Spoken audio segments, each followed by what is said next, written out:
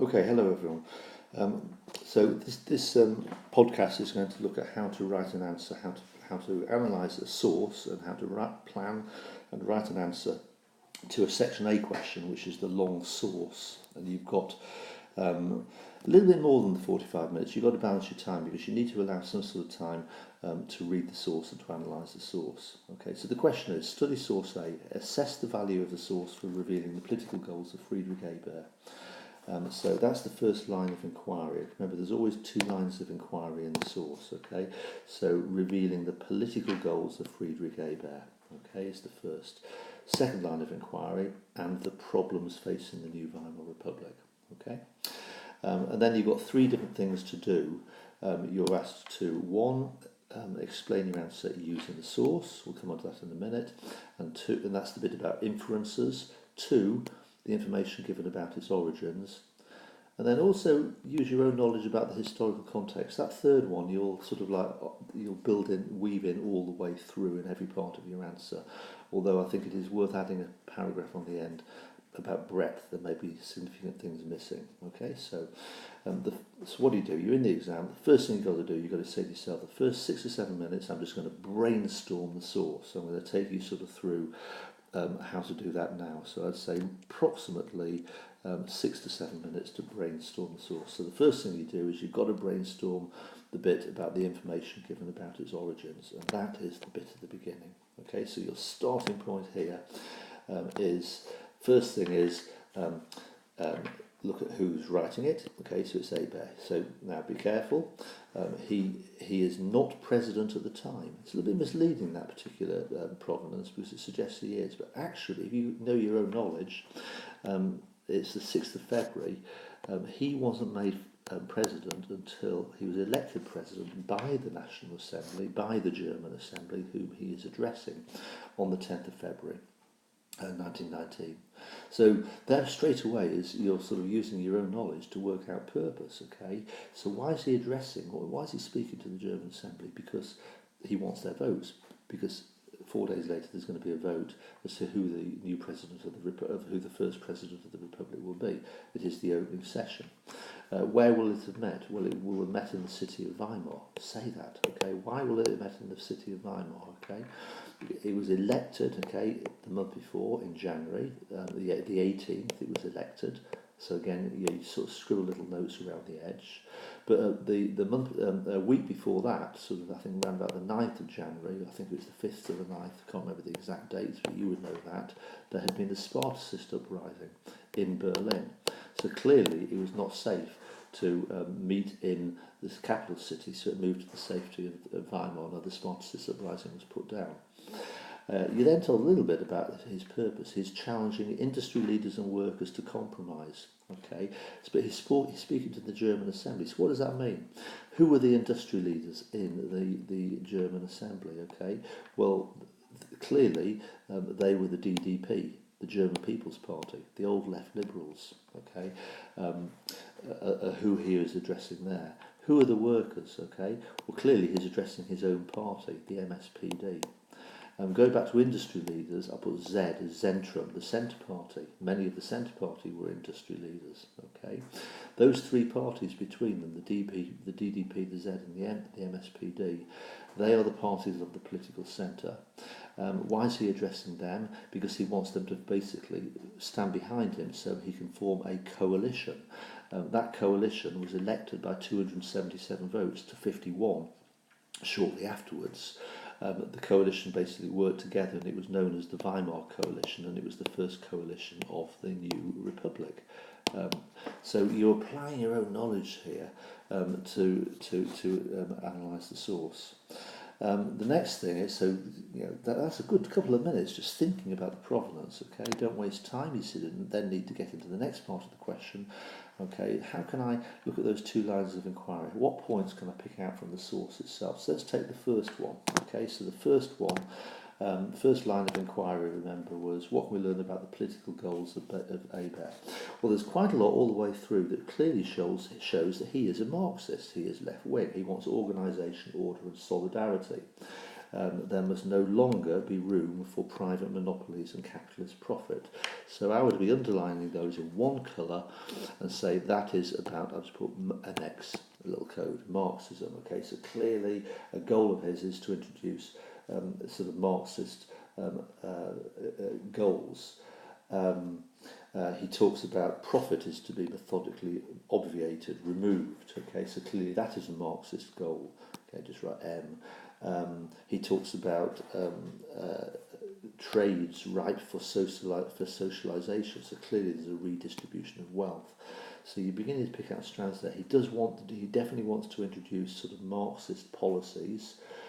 He talks about a change from imperialism to idealism, so he wants to introduce Marxist policies there. And again, that's where you apply your own knowledge to sort of like develop and expand on those points. Imperialism is greed, it is capitalism, it is empire building, whereas idealism is socialism, it is about internationalism and redistribution of wealth. Any other goals by Ebert? Yes, towards the bottom, he very clearly says, although I'm a Marxist, okay, that Marxism must be firmly anchored in democracy. So he does not want a Marxist dictatorship, he wants democratic Marxism. There needs to be a true socialist character, but it must not sacrifice democracy. That's why they call themselves the Social Democrats. That is why he's ultimately speaking to a National Assembly. He's not taking his policies to the streets. He is not a Spartacist. He is not a communist. He is working within democratic procedure. So there's quite a lot of labelled in blue for the first line of inquiry. Let's just ever so quickly then, anything else in terms of the second line of inquiry? Okay, the second line of inquiry then is the problems facing Germany. Yes. He says very clearly early on that one of the problems with the new Germany is that the employers have neglected to display the necessary initiative.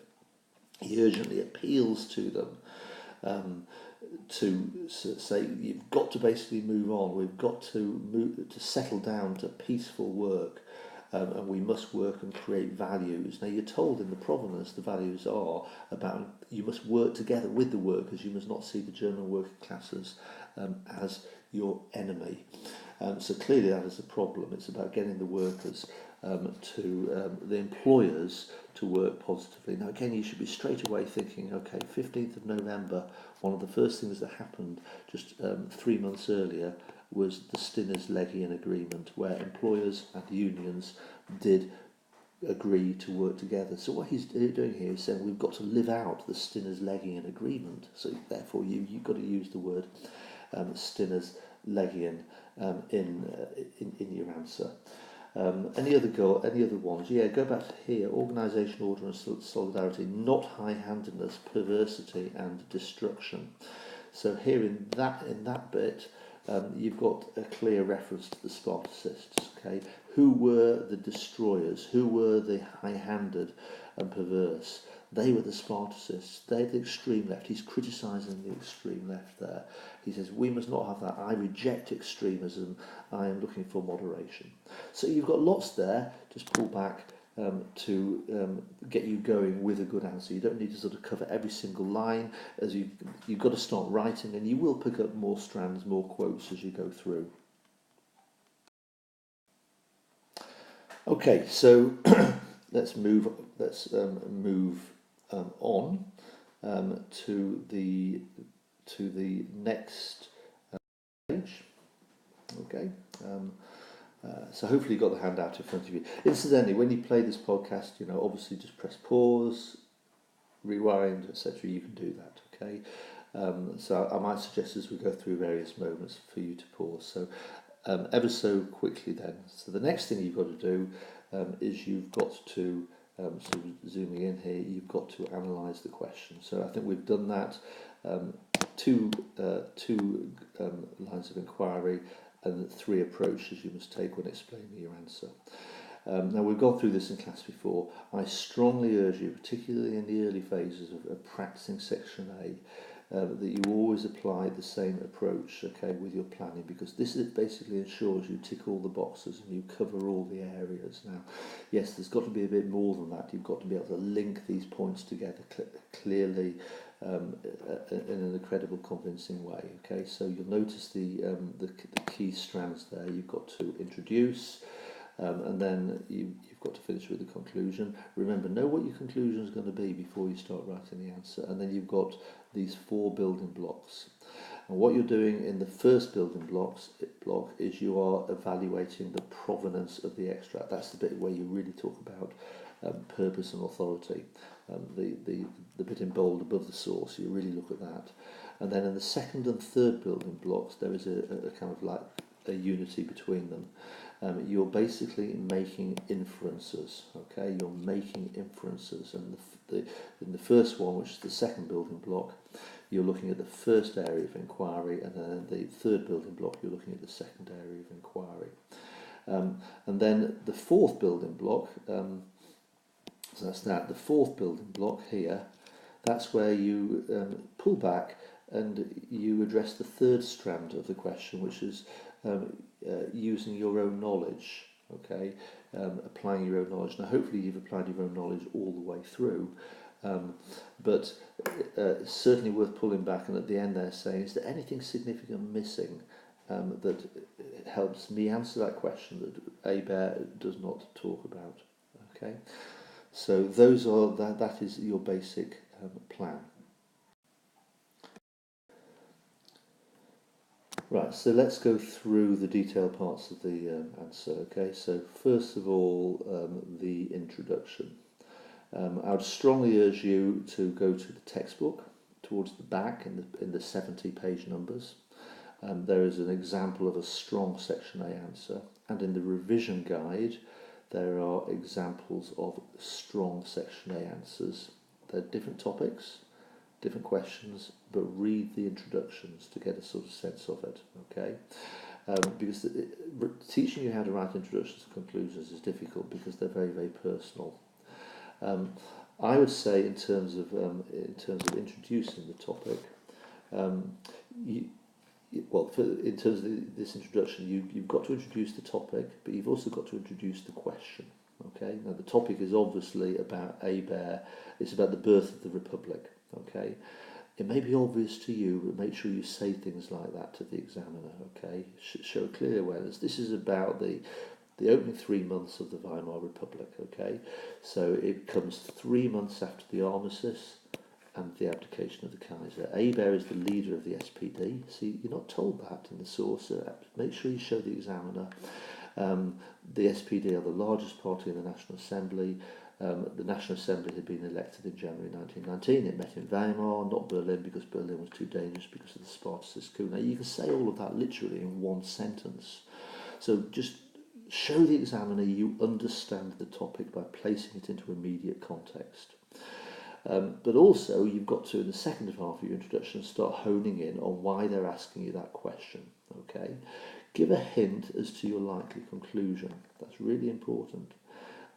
If you're going to be moving towards the conclusion that the source is of particular value in helping us understand Ebert's short-term political goals, the fact that he needs to create a workable coalition government, and it's more useful for the first line of inquiry than the second line of inquiry, which is about the scope of Germany's problems. In part because Ebert is biased, he's showing bias, then state that. Give an examiner a sense of where your answer is going. So that's what you're going to do in your introduction. Okay, so you may want to just pause and read the next section, because there's quite a lot there. About the evaluation of the provenance of the source, and then press play while I sort of take you through some of the key points here. So, my part two, my next main building block would be to really just hone in on the provenance of the source and really explain the purpose of the source. Okay, so show an awareness of what the purpose of the source, and remember the question is the political purpose of the source. Okay, so again, you do this, you've got to apply your own knowledge. Okay, absolutely crucial. So you should know from your precise own knowledge that 4 days after that speech, within the same assembly that Ebert is addressing here, he was elected as first president by 277 votes to 51. Clearly, therefore, that knowledge helps you understand the purpose of Ebert in delivering that speech that you're looking at. Okay, it was to win political support from the parties of the political centre, the pro-Republicans. Now, you know from your own knowledge that those parties were mainly middle-class parties. So it is partly for his campaign to be elected president, but it is also in terms of creating a workable coalition government that can run Germany afterwards. So in explaining the political purpose, use really, really precise information. Okay, so we said it was elected on the 19th of January 1919. The pro-Republican parties, who are mainly middle class, to whom Ebert is addressing his speech, have between them 76% of the seats. So that's why Ebert is addressing them. The MSPD have got 165 seats. The Centre Party have 91 seats. The Democrats, called the German Democratic Party, they were the old left liberals, have all got 75 seats. The anti-Republican parties, like the USPD on the left, on the far left, and the conservative right-wing party, the German Nationalists, on the extreme right, they have got a minority. The old National Liberals, likewise, the German, my mistake. Let's just go back. The old National Liberals were the German People's Party.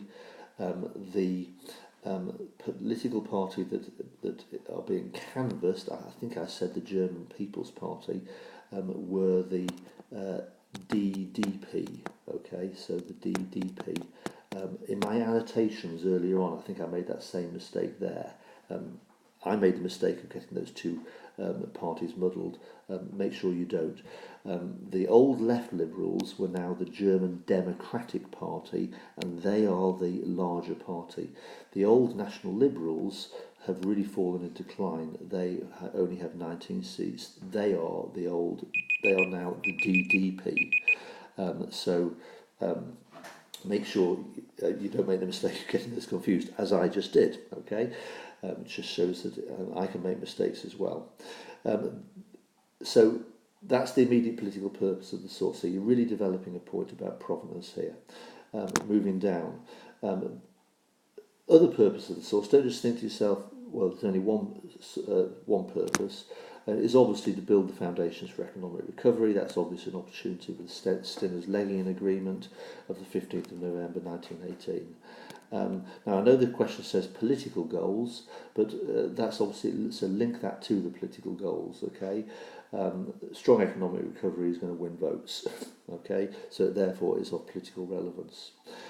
Throughout the source, there's an implicit rejection of the programme of the radical left wing, okay?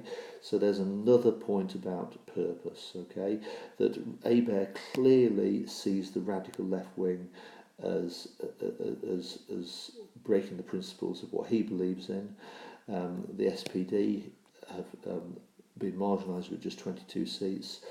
Ebert's clearly saying the MSPD are a party of reform, not revolution, and that we want to work with the forces of the centre and moderate to create a stable republic. So again, that is a political goal. Make sure you really, really emphasise that. And then the other important point is to make here is in this section of the speech, as Ebert says, the old foundations based on force, the Prussian hegemony, the Hohenzollern army, are forever destroyed. Now, of course, that's a biased statement. You have the knowledge. You should immediately say, well, that's a load of rubbish. He has preserved them. He did that through the Ebert-Gruner Pact that had been signed on the 10th of November, which preserved the Prussian military and privilege. So you should be asking, well, why is he not saying that? Well, because he's courting the parties of the centre and moderate right. And he's got to be very, very careful in his language. So he doesn't want to sort of like reject them. He is wanting to say, I want to work with the political parties of the centre and the right. So again, you're getting into purpose. There's some other fairly obvious points. Always think about the source's authority. Is the author in a position to know what he's talking about? Obviously, he is. He is the leader of Germany's largest political party. He is in a position to understand what he's talking about. Nevertheless, obviously, as we said, there is clearly bias in parts of it. Okay, be careful. He is canvassing support for the approaching vote. Okay, so again, maybe just pause and read the next section before we move on. Okay, so you're now moving into making the inferences, and the next two building blocks are very much about the sort of making inferences, so sort of zooming in. Okay, so the next building block is making inferences for the first line of inquiry. So you're looking at Ebert's political goals, and that's where you pick up what you underlined in the first part, and you develop them using your own knowledge. So again, it's the basic rule from GCSE. The first thing you do is you say, what is the evidence from the source? Or you say, what is the inference? Okay, what is the evidence? And then how do you develop it? Okay, develop it with your own source. So here's an example. Clearly, it infers that Ebert aims to build a society based on Marxist socialist values. State your inference. Okay, that's your strong topic sentence. Then, what is your evidence? Okay, well, the evidence is, and that's where you put in those quotes that you identified earlier. Notice how they are short quotes, even just individual words, okay? But you do need to include little short quotes. That's your evidence, okay? You may want to paraphrase who refers to the 1848 revolution. That's a good applying knowledge for imperialism to idealism. But you've also got within that paragraph to develop all the way through with your own knowledge. So the reference to the 1848 revolutions, what does he mean by that? Okay, he's basing his argument on the Marxist view of history, that there is an inevitable progress. Okay, so the 1848 revolutions was the people were speaking out so that the upper classes need to share power through parliaments. Now that has happened. Okay, it's like the march of history. History is shaped by class conflict, which is a classic Marxist view. The inevitable, that word, key word, inevitable movement over time towards a classless society. Notice how I put constant reference here to Carr, pages 252 to 3 and 256 to 7.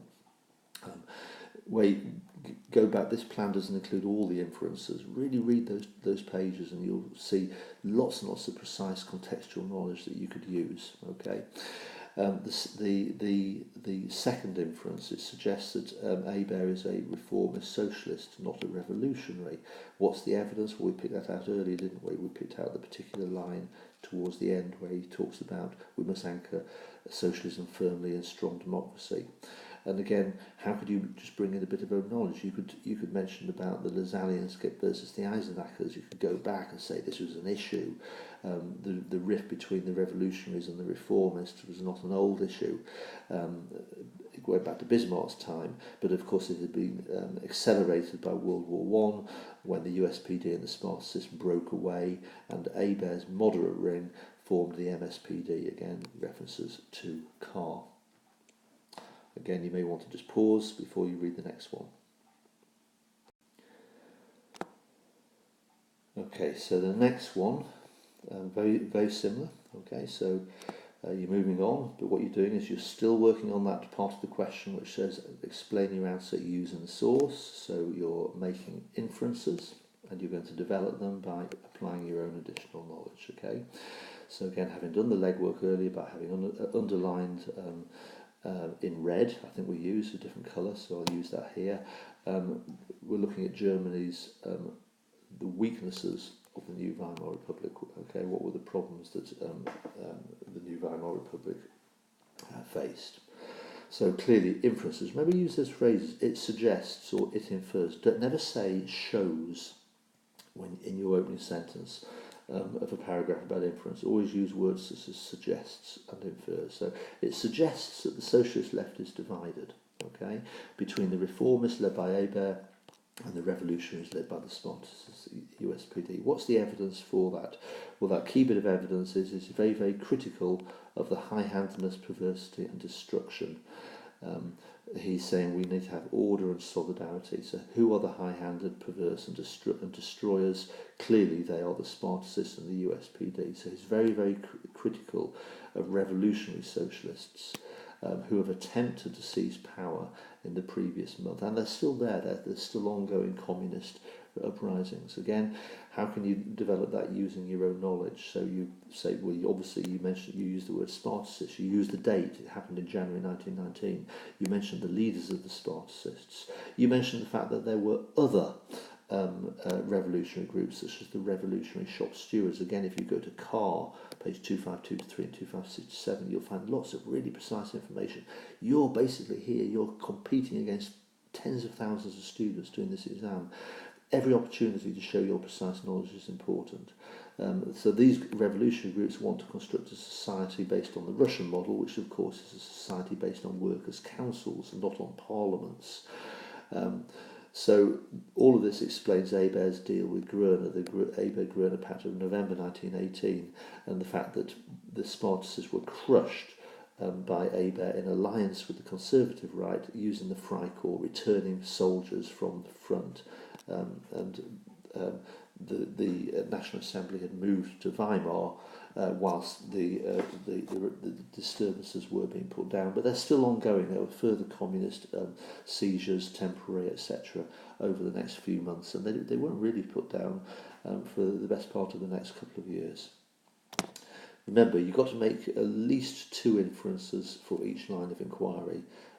So the second one that you identified when we did the labelling was, it suggests that the transition from war to peace will pose problems for the Republic. It suggests, there's that word, suggests. Again, evidence from the source.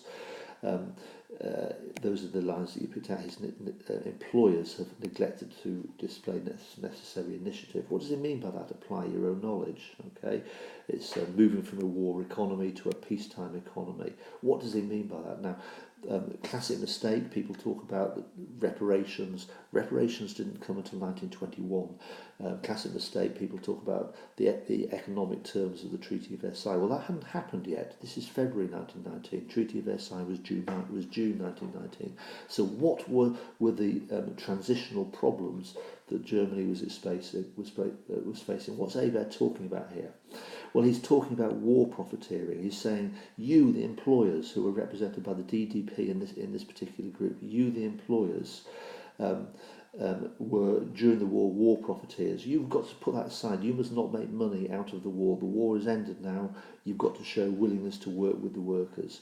Stinner's Legion Agreement has established that basic principle. It was one of the first acts of Ebert, 4 days after he came, was to get the employers and the workers to work together. What did Stinner's Legion do? It compelled the German industrialists to recognise the rights of the workers, collective agreements, rights of trade unions, 8-hour working day.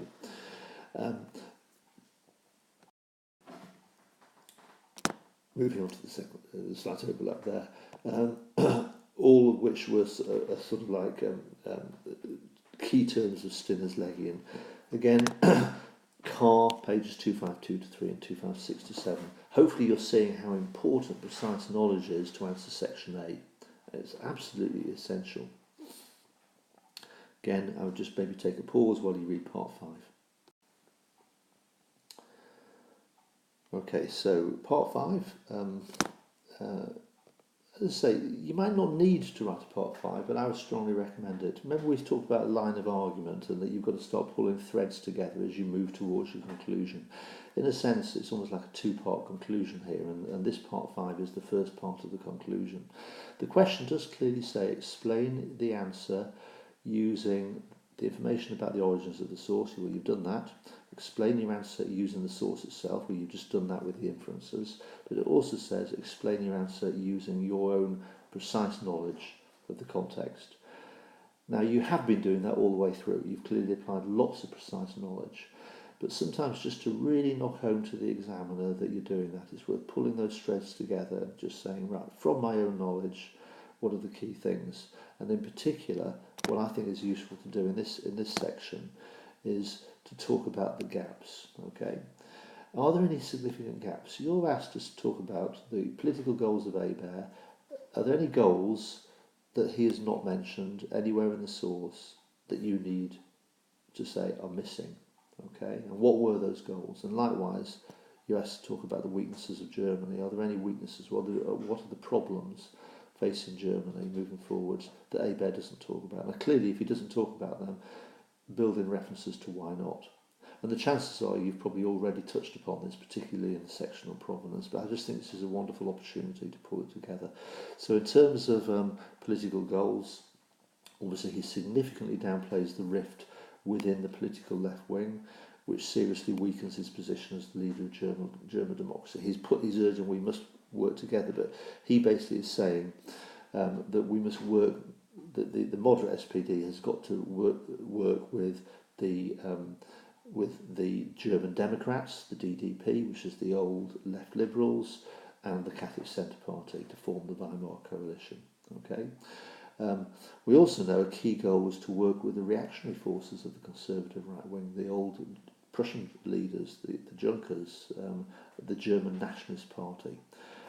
He signed the famous Ebert-Gruner Pact on the 10th of November. Now, he makes no mention of that, this deal in the source. Okay, why doesn't he mention that? Okay, on the contrary, he actually asserts that Prussian influence has been removed forever. Well, that's because his audience are the middle classes, and he doesn't want to admit that he basically has made a deal to retain the upper classes in their positions in the German establishment, so the army and the judiciary in particular. The old upper classes are keeping their jobs. The audience he's speaking to are not going to be particularly favourable of that. They don't want that because they're liberals. So Ebert will gloss over that. Okay, so that's a missing area. Okay, but it is relevant. Likewise, Germany's problems. Ebert's assessment of Germany's economic problems is very narrow, asserting that it's all about employer-employee relations. That is the ultimate solution that will make the economy strong again. But we, of course, know that it was much more complex than that, more desperate than that. So you've got to add all the information in there. What sort of economic problems does he not mention? Well, the government's mounting debt. Throughout the war, they've been selling war bonds. There's increasing inflation. You've got millions of demobilised soldiers. The ongoing British blockade of German ports, because the war, strictly speaking, has not ended and will not end until Germany goes to Paris and at the peace conference signs that bit of paper. That hasn't been happened. The Allies are not at this point particularly supporting Germany. Germany is cut adrift. As I say, the blockade is still in place. On the contrary, they are all involved in heated discussions, and in particular the British and the French are wanting to punish Germany. So they're all external pressures on the German economy, and yet Ebert doesn't mention any of that. Okay, he's trying to sort of like present a positive picture that these problems can be resolved. Okay, so again, I would pause if I were you and just go on and read the bit about the conclusion, and then press play again. Okay, so moving down to the conclusion. Okay, so like I said at the beginning, there's no simple way of teaching a conclusion. The most important thing is that you pull together the key threads of your answer.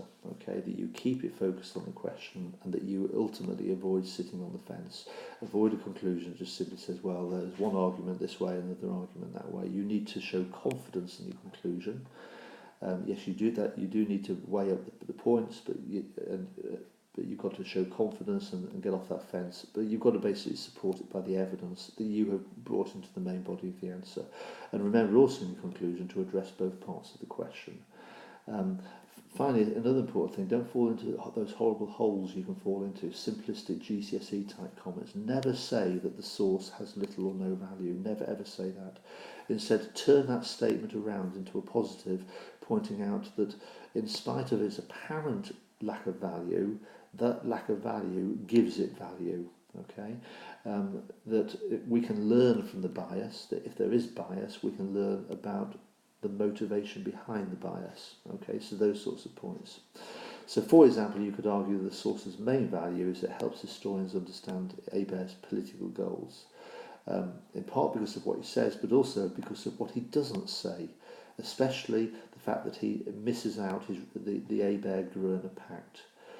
These limitations are useful to the historian. Again, use that word useful and value all the way through your conclusion, because that's what you're being asked to do. What's the value of this source?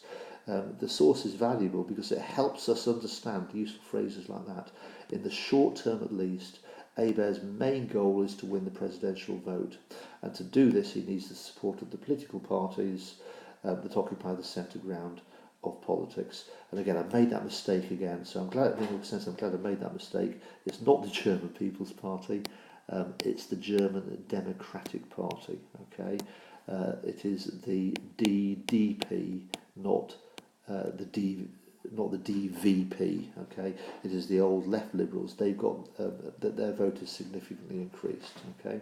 As a result, it is safest in the short term to focus his speech on positive messages that will win him support from the mainly middle class parties that hold the central ground in the National Assembly.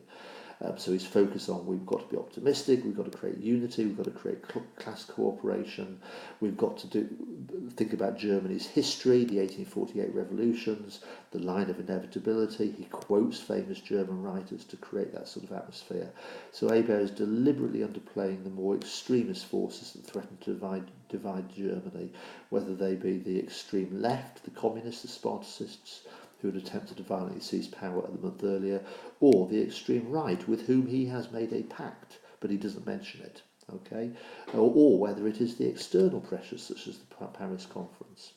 So you've got to somehow package all the key points together into a conclusion, which is why you need to allow a decent amount of time to do that. Okay, so the remainder of the handout, you've got the generic level descriptors, which hopefully is useful.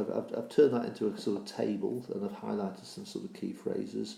But you'll notice from the level descriptors that the way I've done it is I've basically broken it into those three strands. Explain your answer.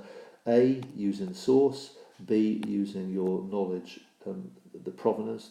So that's that one, the provenance, and C, using your own knowledge, which is that one there. And then you can see level 1, level 2, and basically remember, to get access A-level grades, you need to really be aiming level 3, 4 or 5. And I've given you examples of the number of marks and how they relate to grades at the top.